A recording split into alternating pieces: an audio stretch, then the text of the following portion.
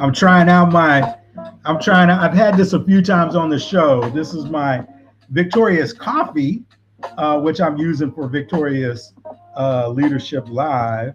And so sort of setting the tone for this conversation. But I No, like I like this. it. It's got like a Maxwell D'Angelo vibe to it. So, Yes, yes. And I did this myself, by the way. oh man, look at you expanding your skills. I love that. I'm gonna have to hit you up uh, with my theme music. You know how when they get to the point in church where they're like making that sentiment, and the guys on the, yeah. I'm at the closeout meetings with you. Well, welcome everybody. We are live. We're on LinkedIn, YouTube, and on Facebook. And I am so excited, and I say that every time because it's people I know. I don't just willy nilly ask anybody to come on this show. I will say that if you are watching this live or you are watching the recording, you're interested, reach out to me because I like to have interesting conversations. I don't like talking about theory. I like to talk about what's really going on and what makes a difference in leadership with our teams. And this guest, let me tell you, I'm not going to go through his bio. I would just tell you a few things about my guest today. We worked together in Starwood, but we did not. We I did not know this gentleman when we were in Starwood, and so when I joined Ace, and I looked this GM up. There was a lot happening at that hotel when I joined at the Ace New Orleans. And so I looked up this general manager. Who am I going to be dealing with so that we could get through these things? And saw that we had worked at Starwood together, and saw, um, the career progression. And I knew I was dealing with someone that knew how to operate a hotel. And so I went in with a lot of confidence. And in our first conversation about what was happening on the ground, he just let me have it with what was really happening. No, none of this. I hate as a corporate person talking to someone and you can just tell when they're just giving you what they think you want to hear. I just hate that. He was telling me what was really happening, and that makes a difference. And I think that set us off on a good trajectory to get things under control at that hotel.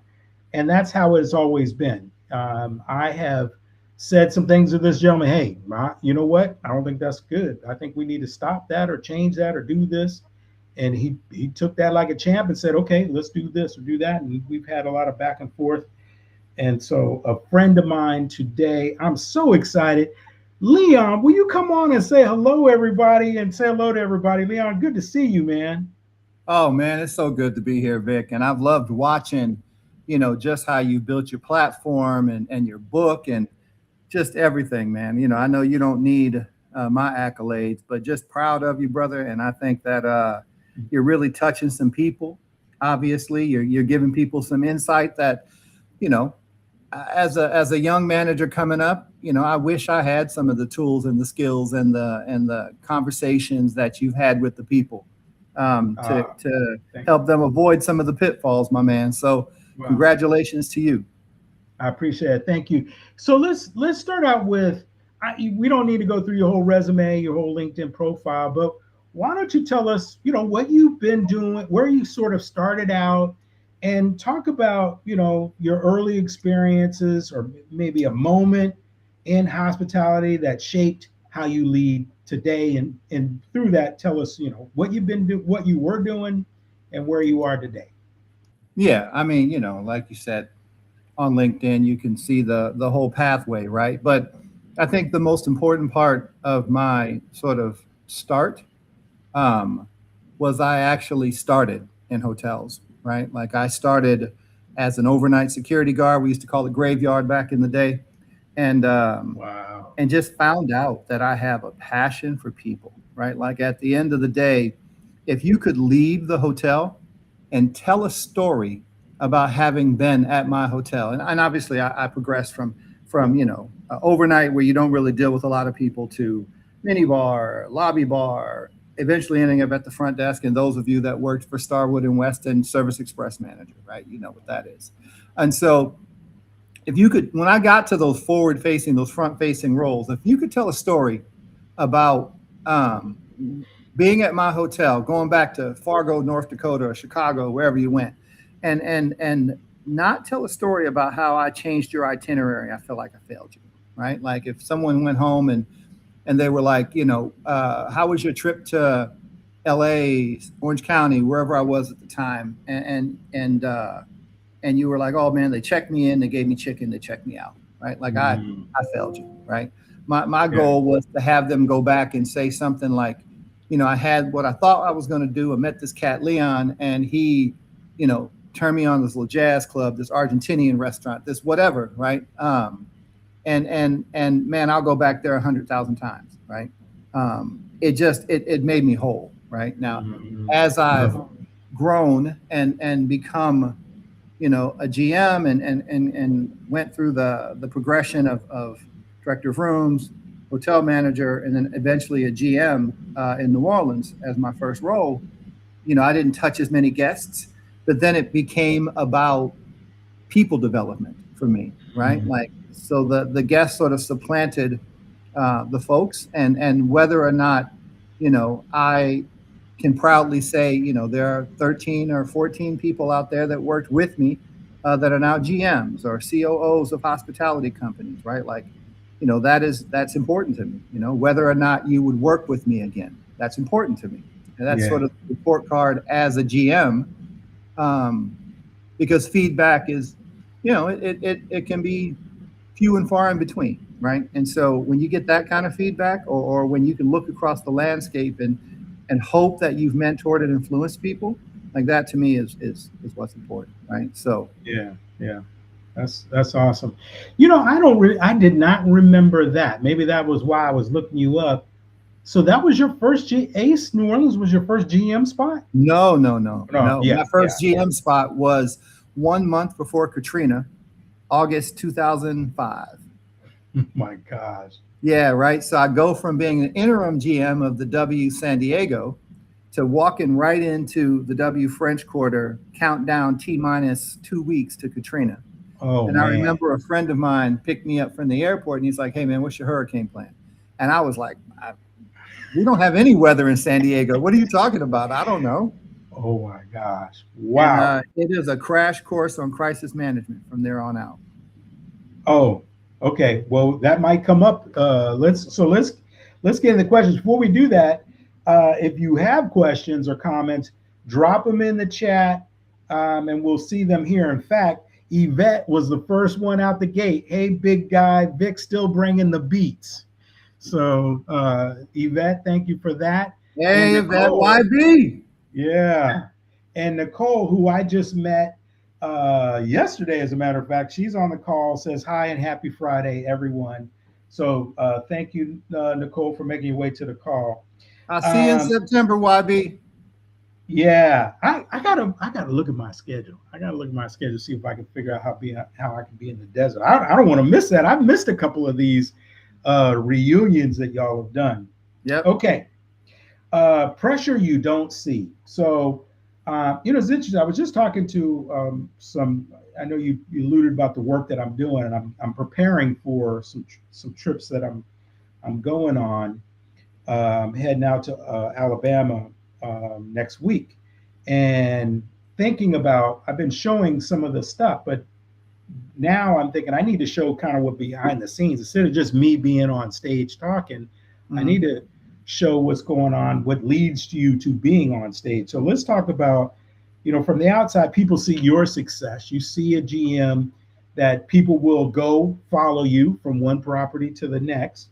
They see the work that you've been doing at your property, but what don't they see? So let's talk about pressure, responsibility, that they don't see, that's behind the scenes. And how has that pressure, that responsibility behind the scenes that people don't see, how has that changed? Has that changed the way you lead? And if so, how so? I think oftentimes, and sometimes rightfully so, right? People forget that no matter who you are or what title you hold, you're a human being, right? And that you're fallible, right? And you make decisions in real time based on the information that you have in front of you, right? And so whether that information is flawed or only a part of it, the biggest thing is that you make a decision, right? And it's easy to sometimes Monday morning quarterback via the P&L or Star Report or anything else post. It's necessary because you have to learn where you zig, where you should have zagged. But I think, the idea that a lot of times that we're all knowing, and that, we're making decisions sometimes in a vacuum, right? When the whole point of hiring, I think, a tenured GM and someone that has experience is they've built up a robust toolkit of different markets and different hotels and different experiences, so that they have a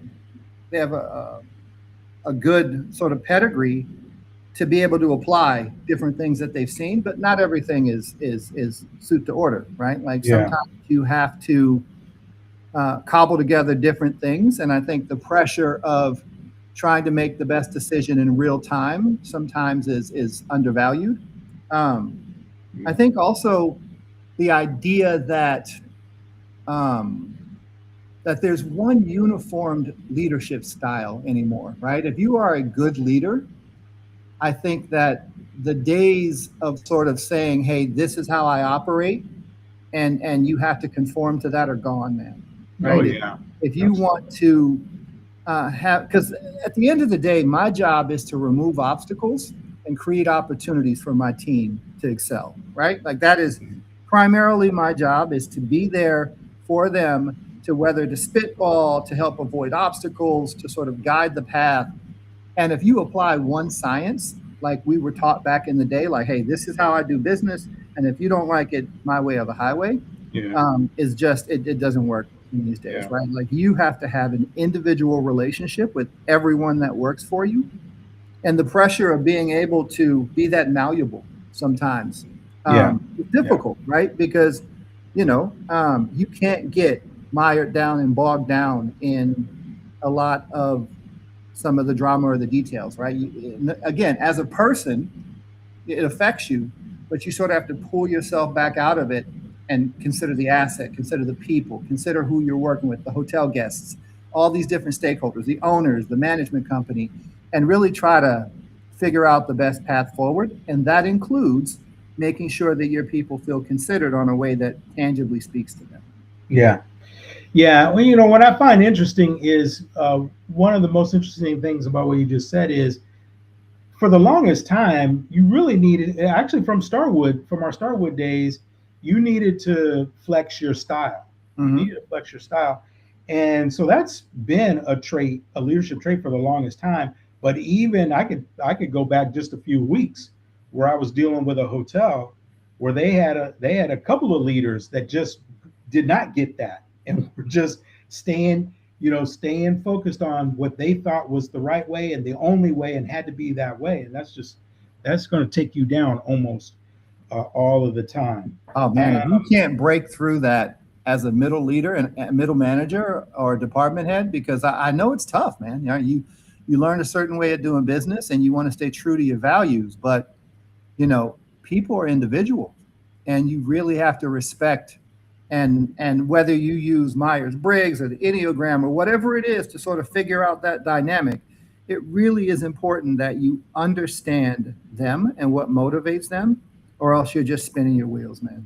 Yeah. I'll give you a classic example of understanding your team member, right? Like I think while I talk, right? I'm the E of in the Myers-Briggs, right? So I'm talking and thinking in real time.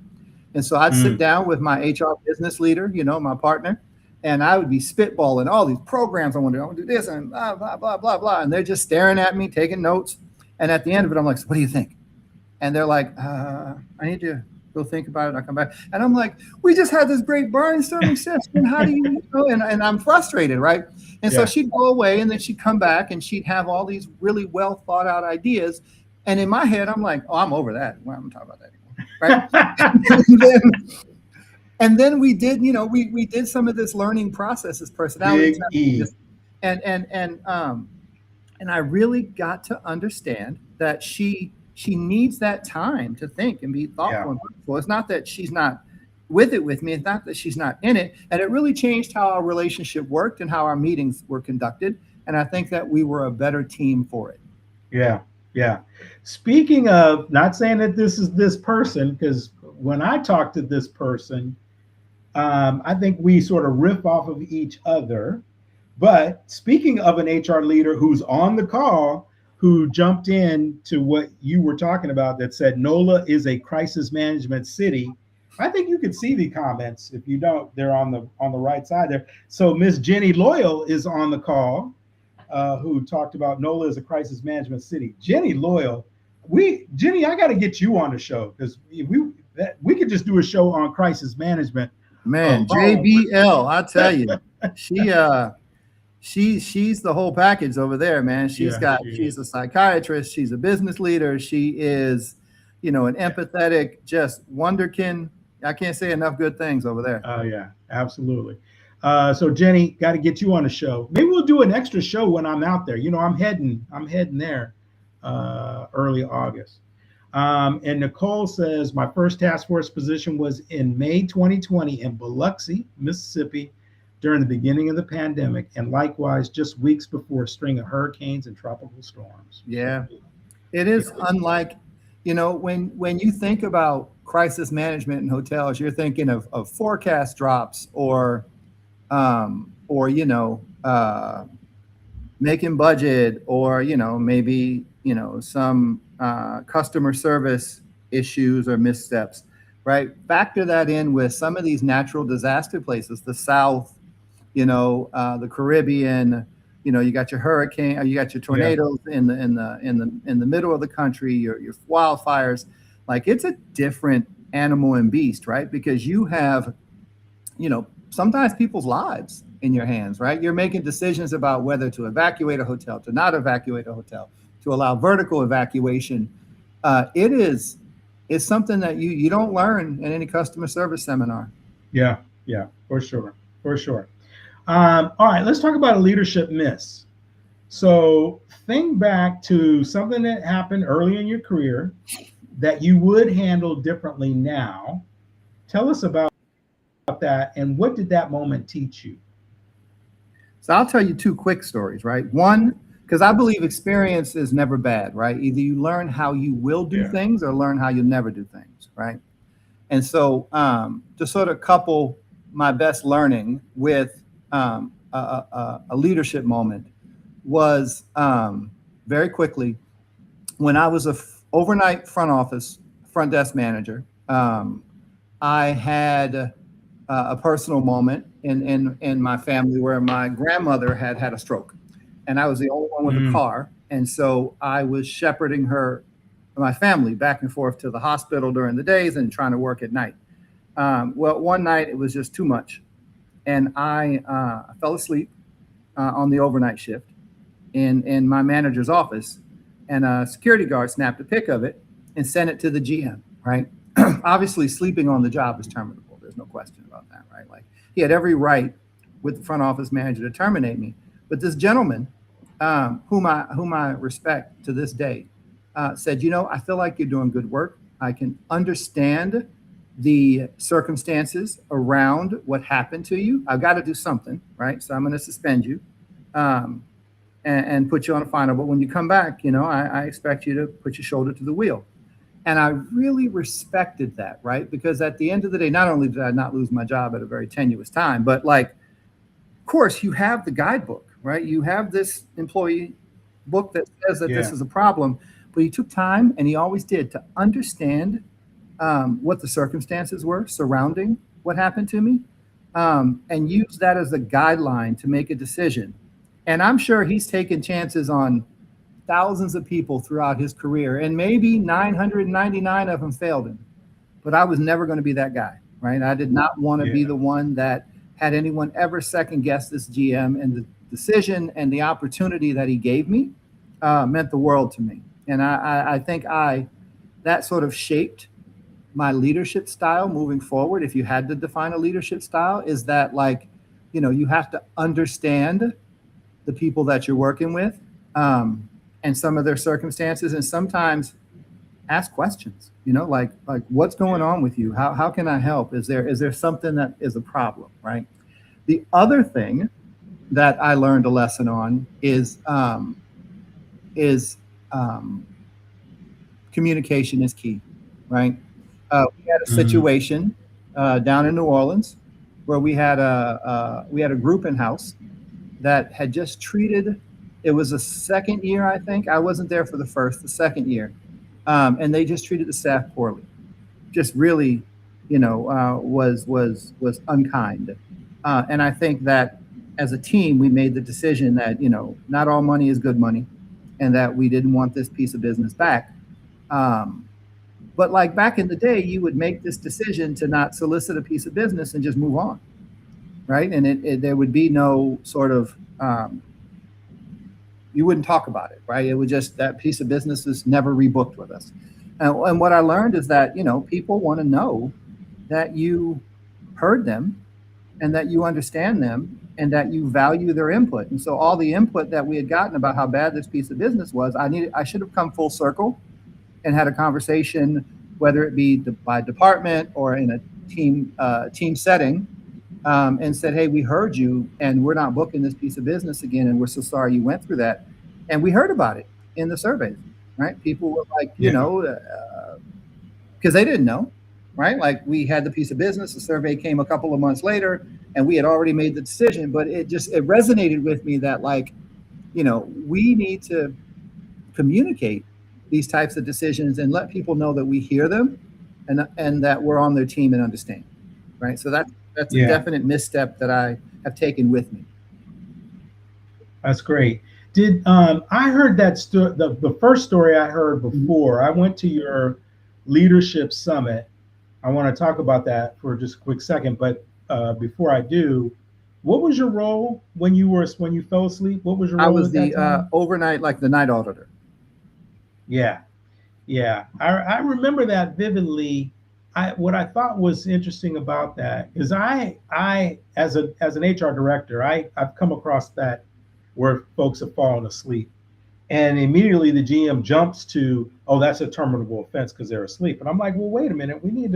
Let's look at the circumstance and see what it Hmm. is. I get it even when it's a security guard, though, I want to hear more about that story. But what struck me in your story when you told the story the first time I heard it was you did that at a leadership summit. So you had all of your managers from first time Hmm. managers, entry level managers to your senior leadership team there, and you told that story. And what I liked about it was that you were telling a moment where you fell down, you scraped your leg, where it was more than a scrape. It was like a Yeah. situation, but you talked a lot about like what you just talked about right now, so that your leaders would get that, and that you would hope that they would do that as well as look at the whole Yep. picture. And so I thought that was really phenomenal, what you did. I think that's great. Yeah, I think a Um, lot of leaders are scared to be vulnerable, right? yeah, But it yeah, personifies you in a way that it makes mistakes acceptable as long as you've learned from them. yeah, yeah. I see Jenny says, let's do it. Okay, Jenny, I'm gonna hold you to it. We're definitely gonna do something when we get Yeah, this down is a there. So blast, Jenny. Get on here. yeah, we're gonna do that for sure. All right. Um, I think you kind of touched on it, but I'm gonna ask anyway. Where do you think leaders in hospitality most often get it wrong when balancing the human side of leadership with the demands of business? So we kind of have been talking about that. Hmm. What else comes to mind when I ask that? Balancing the human side of leadership with the demands of the business. Is there another Again, situation? I think well, I don't know so much another situation, as much as like a lot of the conversations that I have with people when we are discussing maybe the future of someone, or if there was a mistake that was made, is there's a lot of discussion simply around the employee handbook the guidebook, the rules, right? And which, obviously those are important factors, right? Because they were created behind scenarios that have happened, and to sort of guide you through those scenarios.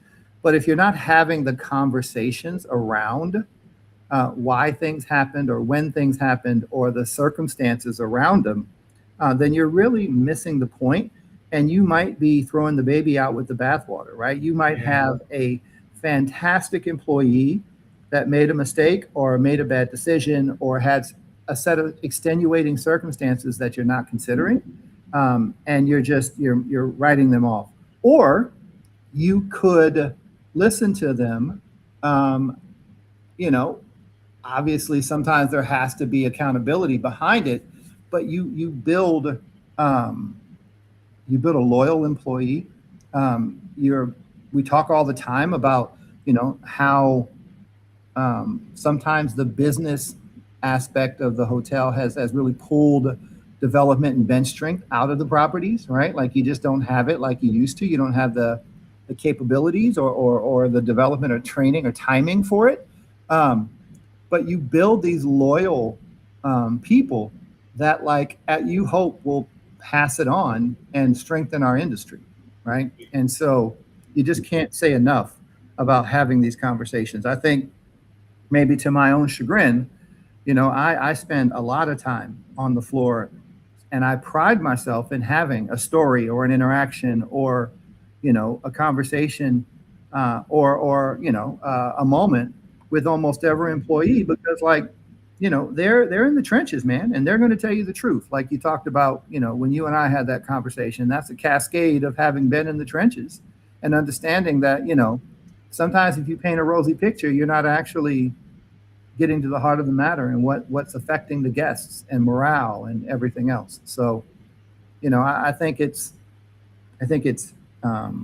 important to have rules and guidelines, but I think it's equally important to have conversations. Yeah. So tell me about this. What would you say is one leadership practice or a mindset that consistently helps you show up? What is it? What is it?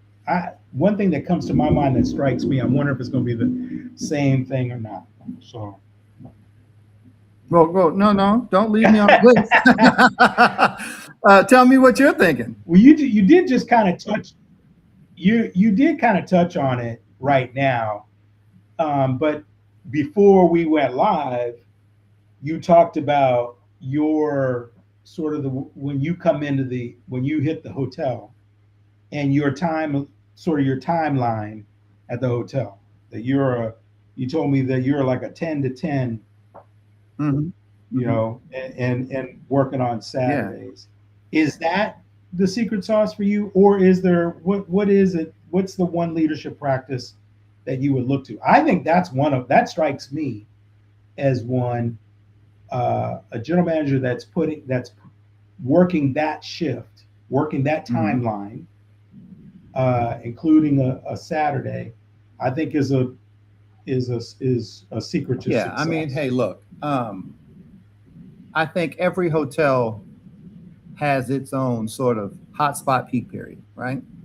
But I think if you're in your office during that hotspot peak period, how are you understanding what the ecosystem of your hotel needs, right? Whether it be when most of your employees are working, whether it be when your managers are constantly in the weeds. You can't manage a hotel via a P&L, right? That's like driving your car in the rear view. And so you really have to see it, that animal. And when you're in lifestyle, if 90% of your employees are on it at 8 or 9 o'clock at night because you got a hot restaurant or a nightclub developing, or you're a leisure hotel and most of your action is happening on the weekends and you haven't seen it, what are you really making decisions on, right? You're looking at guest comments, which can be skewed, right? We know the customer is always right, but still, right? That's one point of view. You're looking at, You're looking at numbers. You're looking at, but you're not actually seeing how your hotel is living and breathing, right? And so, to me, for lifestyle, 10 to 10 and working a Saturday was when I got that snapshot, that soundbite of to mix it in with all the other ingredients, all the other feedback that you're getting, right? For your hotel, maybe it's 3 to 6 on a Wednesday, and you need to be out and walking around and looking, right? So, but it really is important to understand your hotel on a visceral level and keep your finger on that heartbeat, or else you're missing it. And I still advocate, regardless of whether you're a business transient hotel or whatever, if you haven't seen your property on a weekend, are you really then understanding maybe what you're missing? Maybe there's something in there with your experience that you can interject that, you're just reading banquet reports and MOD logs. Yeah. Yeah. I remember one property I went to was an airport property, and, and I worked similar. I am there on a Saturday usually, because regardless of whether you're airport property, you're a resort, there are folks that just only work weekends. There are folks that predominantly only work an AM or a PM. And I remember not seeing any of the EC members on a Saturday. And there were times when we were busy. I get it if there's nothing going on. Then you definitely don't need to be here. But there were times when the hotel was busy and I'm here and I'm like, what is going? No wonder there are issues. And I went to that property because there were issues in that property. Right. I was sent to this property because there was issues there. Well, no wonder. Yeah. It's funny. It's funny you make that comment, right? Because like the funniest comment I ever hear from people is when, we have a staff meeting or we have an operations meeting, whether it's resume or BEO or something that we're communicating, and everyone's like, we're too busy to meet. Well, man, I would argue that when we're busy, that's when we need to meet, right? Because there's a lot of things going on. I'd rather cancel it, on an off season. I'd rather cancel staff or something like that on an off peak, season when we're running 40% or something like that, because there's really nothing to talk about and save you time, right? Exactly. But when we are busy and there's waves coming, now we need to be more formal, probably, with our agenda and making sure we're not gravel a lot. But like, I would argue that there's more to talk about right now. Yeah. I'm going to move on to the next question in just a moment, but I just thought of something I'm going to try. Since I know that there's a couple of people that have worked for you, if they are still on and are listening, because you know how sometimes people are doing work while and just sort of it's like the radio. But if you're paying attention and you are still on and you work for Leon, drop in the chat. I want to know what's one thing that you'd have to say about Leon in terms of a leader. What's the secret sauce that you see in him as a leader? Drop that in the chat. Oh man, you are putting me on the. Curious to see what. I noticed that wasn't in your notes. That's right. It is. I just thought of it right now. I'm like, hey, I got them on there. And look, and if you haven't made a comment and you're listening in, we want it all. This is live. This is, this again. This isn't theory. This isn't, BS. This isn't bullshit. I want the real deal. So even if you are not a fan, I want to hear about it because all feedback is good. I think we said that at the top of the show, right? All feedback is good feedback. So, like you said, I want to see it, all right, let me get to, we're doing great on time. Okay. What's a leadership truth you learned the hard way that you wish someone had told you earlier?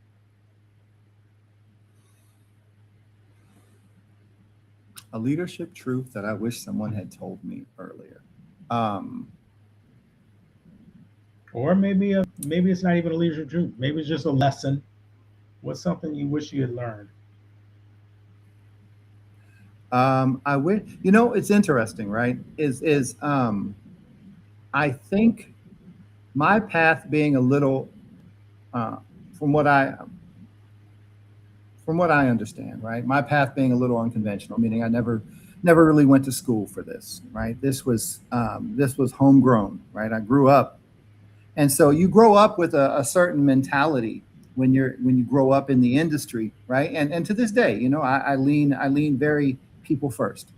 And I'm very passionate, and I take things very personal. As much as I try not to, and maybe don't show it, I do, right? Things are important to me. That's what I love about this industry, and that's why I love people. So I think my first lesson was to understand that while you should have passion and really care about what's important to you, that you cannot take it personal, right? And I'll give you a story. I remember I was in the GM's office. This was the last job before I became a GM. I was the director of operations at the time, and the director of sales and marketing was in. We were sitting with the GM, and the GM was going off about the sales numbers, right? Just, oh, group sales are down, and this, and BT, and et cetera, et cetera. And the director of sales and marketing turns to me, and he's like, well, if Leon's team could up the quality and continue to get better and like service these guests and starts going off on my team. And I'm sitting there shell shocked, right? I'm just like, how dare you throw me under the bus in front of the GM, right? And so he goes on this tirade, and we leave the office, and he turns to me and he's like, hey, you want to get lunch? And I was like, no, I hate you. What are you talking about now? Like, and he's like, hey man, don't take that personal. If you got something to say, speak up and speak your part. But at the end of the day, I told what I thought was the problem, right? I'm not getting repeat business because they don't want to come back sometimes. And I'm like, that right there was a pivotal moment where I'm like, he's not wrong. Yeah. Right? At the end of the day, I do need to defend myself. I need to defend the truth. I need to speak up, but it's not personal, right? Yeah. We all have the same goal. We just have different paths. And sometimes there are impediments, and we need to identify those. So, Yeah, I love that. Think about what that conversation could have turned into had you responded with whatever the response was. Like, wait a minute, I have my GSA scores right here, and this is where they are, or wait a minute, this is what I've done. And now maybe there's a whole nother conversation we're having where it's still back in his court, right? Or not, Yeah, I mean, I don't remember. Or maybe the scores, he was right. And now the GM has to react to some things that weren't being done on your part, right? So, but like, it was like he didn't miss a beat because he was a very tenured director of sales and marketing. He was just like, hey, you want to go to lunch? I was like, man, I'm moving my office downstairs. I don't even want to be near you. Yeah. All right, there's some coming in. I'm gonna end on that. So let me get to another question here. Oh, I love this one. What's something leaders say publicly about leadership that doesn't always play out that way in real life? Something that leaders always say publicly, but really doesn't play out. I'm going to say what doesn't play out, but I'm going to asterisk it with it should, right? So the thing I think doesn't often play out is the consistency of leadership, right? Your consistency of applying processes, rules, whatever it is, in the sense that, again, not circumventing what I said earlier about caring about the people and their stories, but like you have to be consistent in how you handle things, right? The leaders that are mercurial, that ebb and flow, attitude and process, and one day they're in a good mood because things are going well, and the other, and so they talk about being consistent and applying consistent rules, but it is so hard sometimes to actually do it. It takes a great amount of emotional intelligence, and that's just something that it's a muscle that you have to work on constantly to be able to rise above some of that noise and still stay the course. And so as much as we talk about how important it is to stay consistent, to stay reliable, to be constant, present and considerate, it really is hard when you get caught up in the whirlwind of everything else. Sure. And so that to me is the one thing that we preach, but is the most difficult to practice. Yeah. Oh, yeah. Absolutely. I think it's a good lesson to understand that while that is something we all aspire to, you have to acknowledge that it is difficult. Hmm. And once you realize that, then you know what you got to go after so that you are Yeah, consistent. the biggest thing that I've learned, man. I mean, yeah, I've learned how to read a P&L, how to understand a Hotelligence report or a Demands 360 or a labor report, like all of these things that conduct the business acumen of what we do. The hardest and the biggest thing that I had to learn was emotional intelligence, Yeah. right? Like it is really the difference in how you apply everything that you know, um, and execute it, right? Because Yeah. if you don't have emotional intelligence, you're just firing off in all directions at all times, and you can be inconsistent and a hypocrite, or any of these other adjectives. Whether or not you have a way of sort of calming the noise and assessing the situation, whether it be in real time or calling a pause, putting it on the parking lot, and coming back to it. Emotional intelligence, man, to me is the difference in being a great leader or not. Because you can learn everything else, right? You Yeah. can learn Yeah. LinkedIn courses, Beehive, you know, whatever software you have. But if you don't practice that, Yeah. it's tough, Well, especially now, right? Because, as much as GMs are the leaders of the ship, right? We're the stewards of the ship. There's hardly any operation like that doesn't have minimum four bosses, right? You mhm. got owners, you got management company, you got brand, you got a regional, you got all these different people. And to be able to navigate each one individually in that relationship and still be able to disseminate the appropriate things down to the property, um, hold them accountable without being condescending or trite is tough. Yeah. Yeah. Absolutely. Their research shows that they're the biggest derailer in anybody, any industry, and any role. The biggest derailer to a person's demise is their success is the lack of self control. The Hmm. you cannot, if you can't build relationships, if you cannot self regulate, if you're not aware of what you're putting out, you're gonna end up being sent out or you're gonna flame out. One of the two.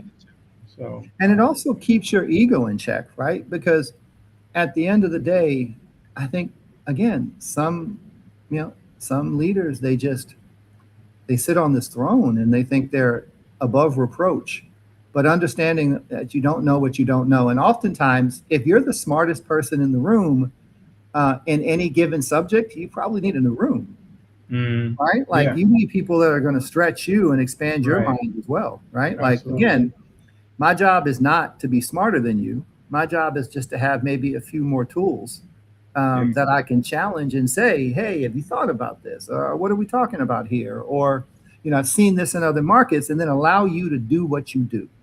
Yeah. All right. Here's the final question. Did you say this? Is this your quote or is this someone else's? Is this someone else's quote that you now quote? No one great ever just showed up. No, that was me. That's your quote. That was me. That was That me. is Leon Young. All right. Yes, Well, sir. well, Yes, sir. both Jenny and Yvette dropped that in the chat. No one great ever just showed up. Leon still inspires me every day with that quote. And